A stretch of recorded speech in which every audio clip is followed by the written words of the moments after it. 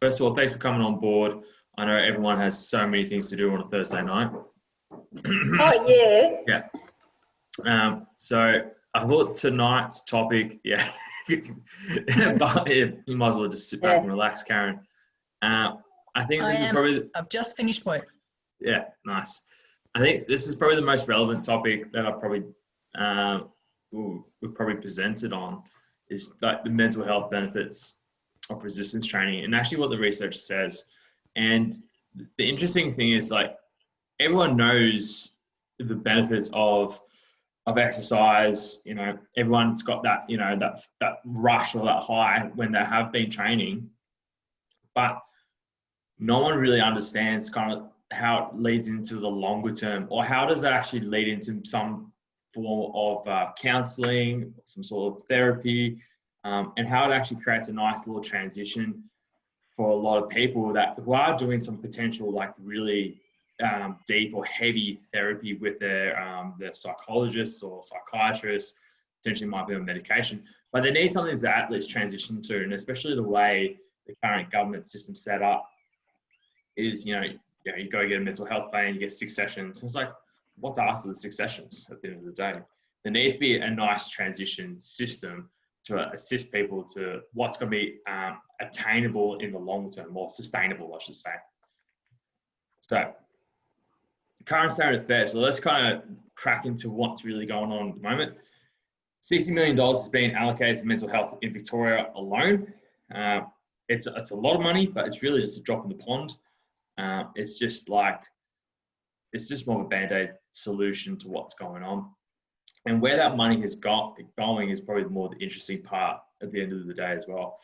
There has been over 29% increase in mental health support by telephone. So people have become a lot more adaptable in this time, because you can't really go anywhere unless it's to the GP to really go see someone, actually get help. There's been an additional 2,600 video and teleconference sessions a week, up from less than 100 a week in January. So this obviously shows the adaptation or the adaptation that the government has actually put in, with it, especially really pushing the teleconference, actually having face-to-face services as well, especially with Stefan as well, because he's doing psychotherapy at the moment. Being able to communicate with kids over the phone, it's still possible to do the sessions, but it becomes really difficult because you're connected, but you're still connected, but there's a massive disconnect between the two. So there's still issues with that. Lifeline's receiving a call every 30 seconds, which I think is massive. The state government's opening 15 adult mental health clinics across Victoria. I believe it's 9 in metropolitan Melbourne and 6 in regional Victoria. $12 million of funding boost for Headspace, Lifeline, Kids Helpline and Beyond Blue. It's good, but this will probably lead into the next slide.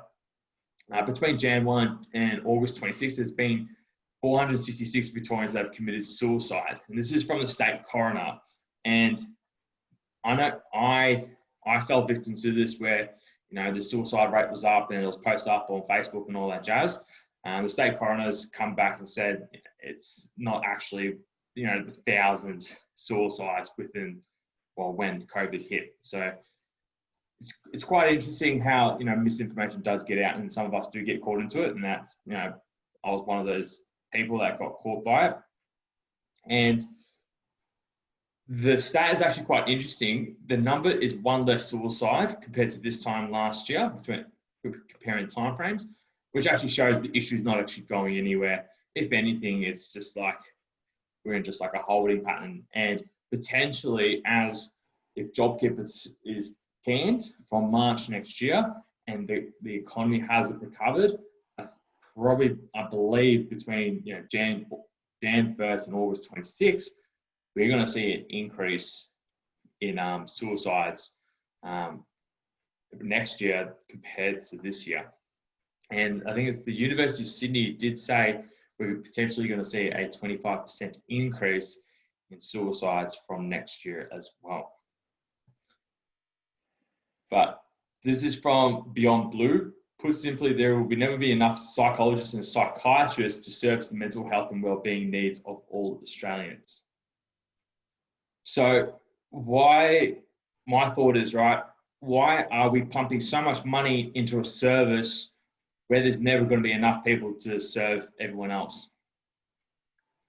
It's kind of like you're just pouring money down the sink. You're not really plugging the problem at the moment. So I thought this statement was really powerful to illustrate, we're not really looking at it from a holistic point of view. We're just looking at it from one perspective, which is the Western side, and just treating people on a face-to-face or on a one-on-one basis, where there's multiple modalities where we can actually look through this. And tonight we're going to specifically look through resistance training. Does resistance training help with mental health? So this was pulled from Gordon et al. 2018, and he reviewed 33 trials and had 1,877 participants between those 33 trials. He basically did a meta-analysis and meta-regression analysis of randomized control trials. Basically just fancy, he made all the trials look good in terms of the results at the end of the day. So he basically put it on a line, whether or not there was an actual effect from it. So it's just a fancy way to kind of streamline all the trials or all the papers to a point where you can easily compare trial to trial within the actual paper that he wrote. And basically they found resistance training significantly reduced depressive symptoms amongst adults regardless of health status, the volume of work. So I'm talking about the amount of training volume, so sets, reps, weights, and or improvement in strength. So whether or not they displayed zero improvement in strength and just participated in resistance training, we know we had a reduction in depressive symptoms, which I found was really, really important. Say that they don't need to do a massive amount of resistance training. They just need to do enough in order to get that effect, or a certain amount to get effect. Then the same author year before looked at anxiety. He looked at 16 trials with 922 participants, and he notices a significant reduction in anxiety symptoms amongst participants. In healthy participants, there was more benefit for them to do resistance training, and in non-healthy individuals, like with physical illness or mental illness, there was still a significant effect in the reduction of anxiety symptoms, but it wasn't to the greater extent compared to healthy participants or their healthy peers when he compared all the 16 trials. And how does it help at the end of the day? So, oops, I'm just going to move that out of the way. Oops, sorry. Exercise causes change in the structure and function of the brain, improving executive function, memory, and cognitive function. So how well is your brain working? Can your brain work at a high degree or high demand, so high order thinking, but also in terms of memory as well? This is actually due to the release of mood enhancing chemicals, for example, serotonin, oxytocin, dopamine. You can throw those in there, and I believe there's one more, I forgot off the top of my head. And increases blood flow to the brain. When we got increased blood flow to certain areas of the body, we do see an adaptation, and specifically in the brain, we see an increased number of brain cells in the brain as well, which also helps to stimulate new connections between cells in the brain.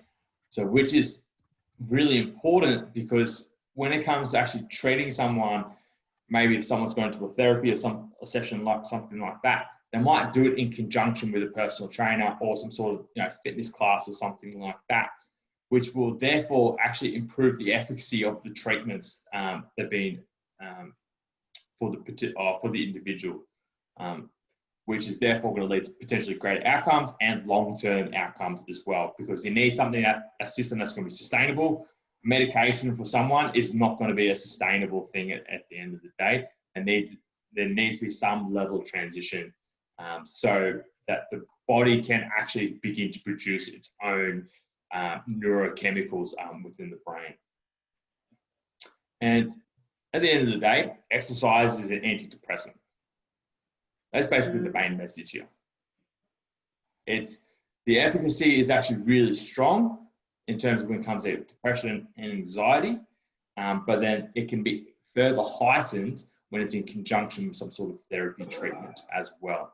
So we really miss the point of, I think society's really missing the point. You know, we're just going straight to someone else, right, to help us, rather than let's do that, but also help ourselves at the same time.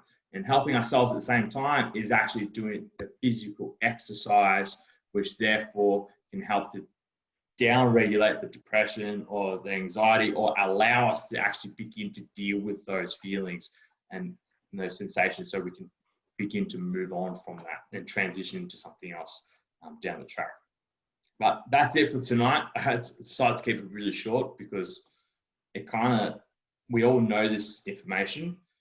We all know exercise is good, but I think just going a little bit deeper in terms of the research out there and the efficacy of it and the effectiveness, I can't really say any more about it. Otherwise, I'm just kind of flogging a dead horse at the end of the day. So, Mum, what are your thoughts? When you mentioned about the suicide from a year ago, it's basically the same and in a holding pattern. That just sort of stood out. For me, nothing much has changed in that area.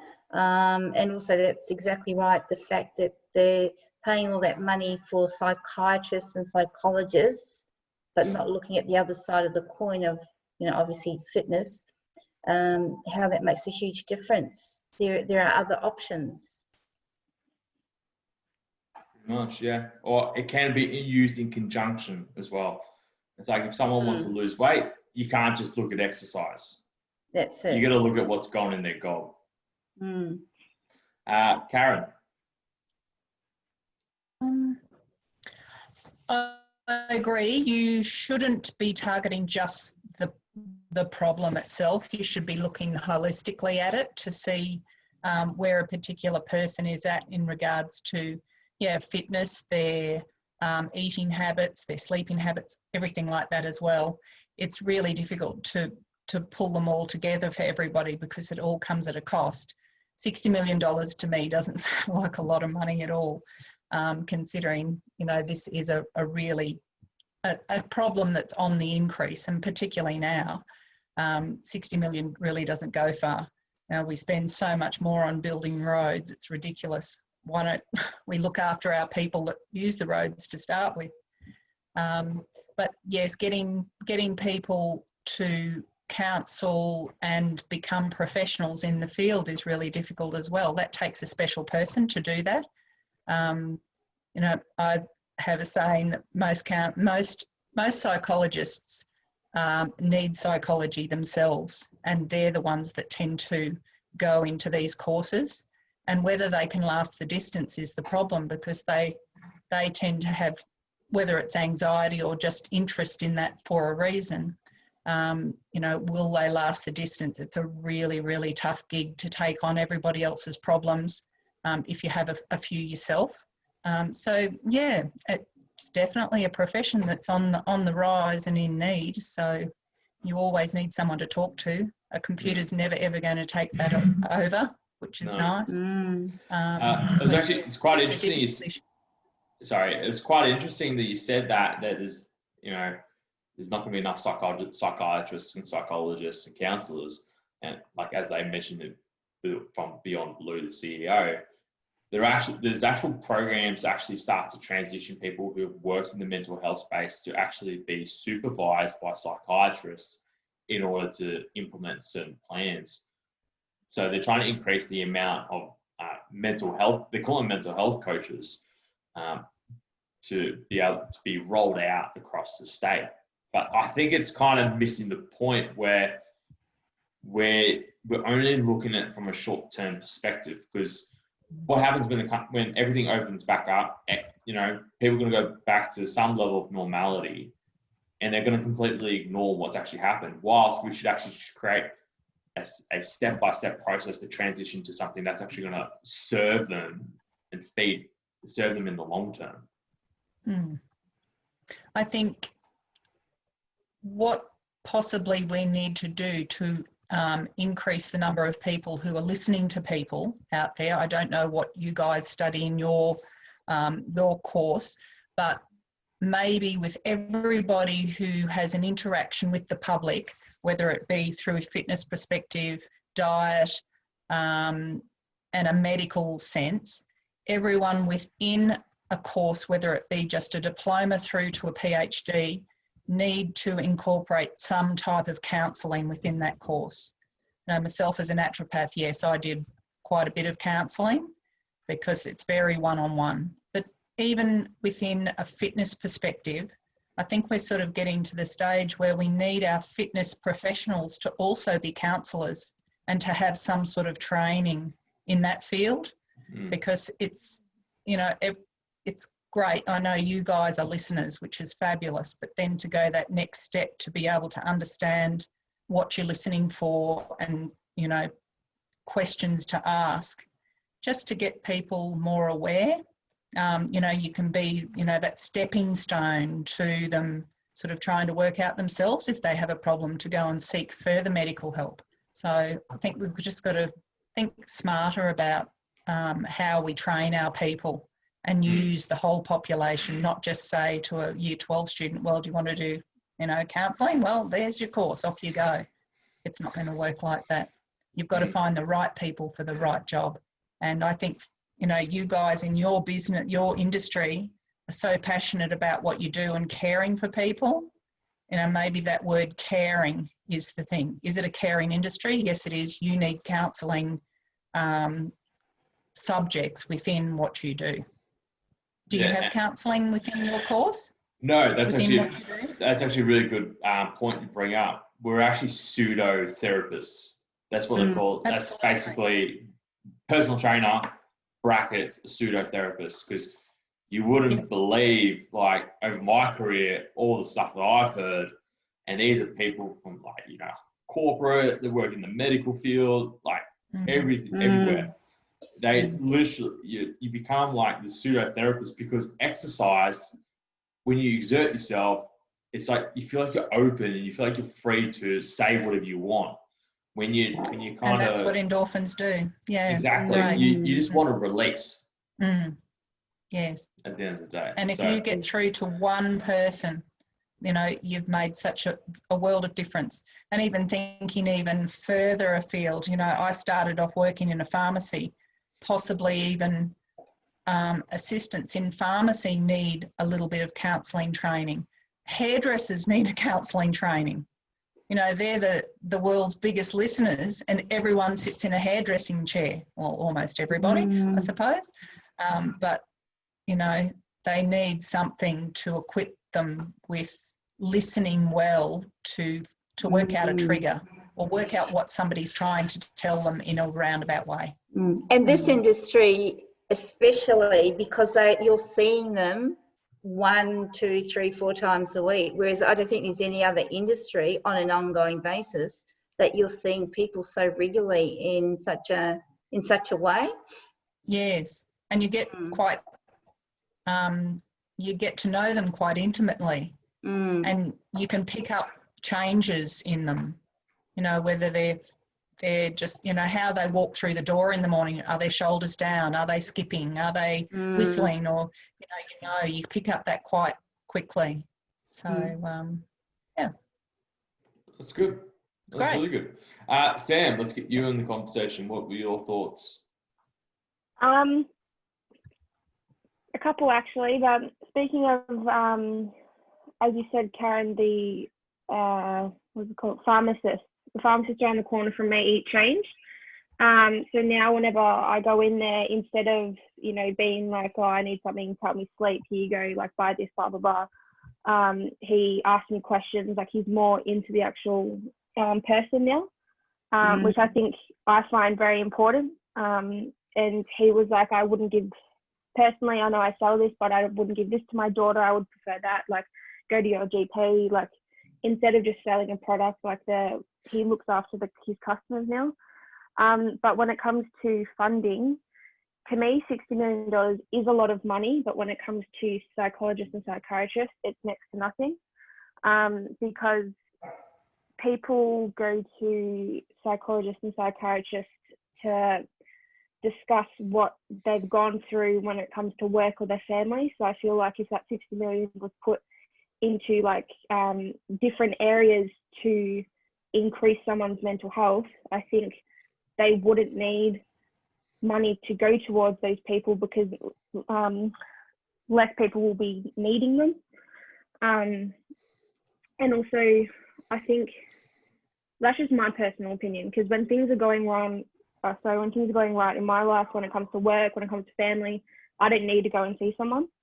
But it's when there isn't that that help needed in other areas, that's when I feel I need help. But there will always be that stigma when it comes to mental health, especially like some of my male friends and my dad especially, they've admitted they need, guidance, but they don't want to seem, weak or unmanly or whatever, so they don't get help, and their mental health decrease, but gets worse and all that jazz. But I think mental health will always be an issue. I think putting money into psychologists will just be a never-ending battle, because there'll never be enough. But if the money is used wisely in other areas of a person's life, I think that'll make a greater influence than just putting it into a person that, will say, that may or may not just say, have a pill and it'll make it better. Because I know I've met some psychologists that I haven't gone back to, because they've just said, here, take this, in 6 weeks you'll feel better. And I'm like, no, that's not why I'm coming. Yeah. So, and I think some people fear that with psychiatrists as well. When I've mentioned that I've seen people, they're like, oh, I don't want to go see them because I don't want to take medication. There's that idea about it as well. I don't know. I feel like this is a topic that people can talk about for a long time. Like, I don't think this is, I think it'll improve, but not anytime soon. Not that I don't think it's going to improve anytime soon. My opinion. Yeah. There's just too much shit going on. You made a really good point, Sam, because it's almost like a system. Once you enter the system, you're stuck in the system. And that's what kind of the healthcare system feels like for a lot of people. Is once you're kind of in there for something detrimental, once you've had something detrimental, you're forever in that system. It's like you belong to the system. And it's kind of like, if anyone's watched Prescription Thugs, it's a documentary, talks about prescription medication, very powerful messaging behind it. It's based in the US. The producer was actually abusing prescription drugs at the time. So it's actually quite interesting, but it really talks about the trap, the pharmaceutical industry, and how that works. But that's a whole another story, what we're talking specifically about now. But it does feel like once you're in the medical system or the healthcare system, you're stuck in the healthcare system. It doesn't feel like there's a light at the end of the tunnel for a lot of people. I think putting money towards just psychologists and psychiatrists is kind of just putting a band-aid on the situation, because that's not going to help people. Because as I said, people go to those professionals to gain guidance for what they experience in their life. They don't, but if money is just put towards that, it's not going to improve anything else. And I think with the suicide rates, I think COVID's just highlighted people's fears and like worries about themselves and anxieties and stuff. So I think it's just heightened everyone's mental illness as well. Aside from like external to COVID as well. Yeah, I think the upside of all this COVID stuff, it's really brought mental health to the forefront. But then on the flip side, it's actually just highlighted a lot of the issues within the current health system. And as you said in our Zoom, like our coaching call before, Trent, it's kind of just putting water through like the cracks and making the cracks Still leaking. more visible. Yeah, it's like you're trying to fill up a sink and you haven't put the plug in. Yeah. And money just comes out the bottom. Nathan, what are your thoughts? That was a nice discussion. Definitely agree with you guys. Mental health is obviously very important in this day and age. But I also like the point, what's on the screen here is exercise is an antidepressant. Another phrase is exercise is medicine. I think it's exercise, but I know you presented mainly on resistance training. I think both of them, have the ability to, I guess I feel has the most bang for buck. Exercise doesn't cost anything. You can go out in the park, you can exercise in your bedroom, in your living room, wherever you are, and it can have a massive effect on your life and on your health. I know for me, when I first got into exercise and resistance training a lot, it got me through the stressful times, through my high school times, year 12, studying, all that sort of thing. You get down, but as soon as you do a workout or do some, lift some weights, for me personally, it got me, going, it got me out of that, stressful state. So, but I think just even this time, you're just going to drive yourself insane if you don't do any exercise. Do yourself a favor, get outside, do some sort of resistance training, and that will definitely, if you don't have access to psychologists, well, you've got exercise. It's free. But yeah, it's my 2 cents. Nice. Dave. Really short, concise. That's really good. What was I going to say? Yeah, like anecdotally, similar to Nathan, the lifting just gives you a sense of control, and it gave me a sense of control in just, times of high school where, things didn't really always seem like control. So there's always that good reference point to come back and like, hey, this is my time. I can control this. This is one of those things that within uncontrollable things I can control. Also, I was going to say that what we do well is we provide community, and that's really important for people with mental health, especially like anxiety and depression, that kind of thing. Community is really, really important. And what we do well and what trainers do well is they empower and provide an environment for achievement to occur, whereas GPs, psychologists, physios, that kind of thing, they sort of can empower achievement, but because we see people on a more regular basis, we remind people of what they've achieved and we empower them to recognize their achievements. And I was reading a little bit of research about how exercise and strength training affects people with anxiety and depression, and it just comes back down to their ability to achieve, because a lot of depressed people feel lost and they feel like they don't have any worth. So when they come back to, okay, I can achieve something, I can actually do something positive myself, it's sort of like Karen says, like holistic. So it brings serotonin up, gets them to see the light in the tunnel for them. So yeah. That's good. I think that was a really good point that you said, Dave, how depression is actually linked to achievement, and anxiety is actually, it's all linked to achievement at the end of the day. How many times, people have set goals, they're completely unattainable and felt like shit afterwards. It's a very similar process. And unfortunately, once you get stuck in that depression, I feel defeated, can't do anything. I feel like the world's against me and all that jazz. As soon as you put some level of achievement, you begin to move them into the right direction and they begin to pull themselves out of the depression, the hole of depression. And when you look at someone who is depressed, they're kind of slumped over, down, looking at the ground. Then if you look with someone who's achieved something, their chest is puffed out, looking up towards the ceiling.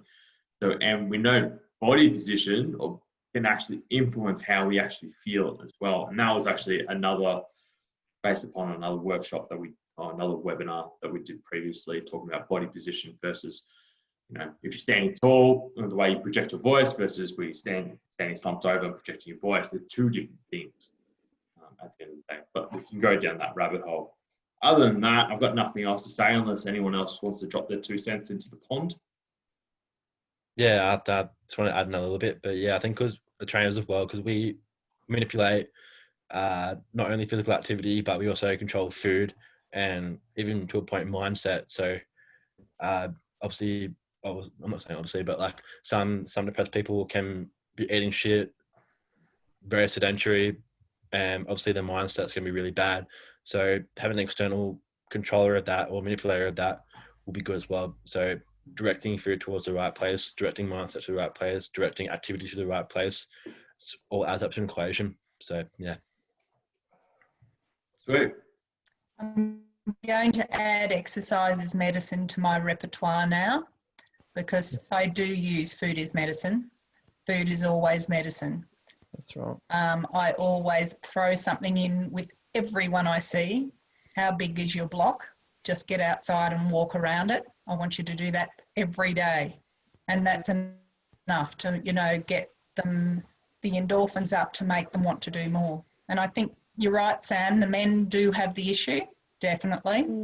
So maybe we've got to be a bit more clever and manipulate them to get them to do exercise, even though they don't know what they need to do it for, but at least, to do something to suggest, if a man in your life is you think maybe a little bit down, take them out and just get them out into the sunshine and get them just doing a little bit's better than nothing at all to pick up their mood, definitely.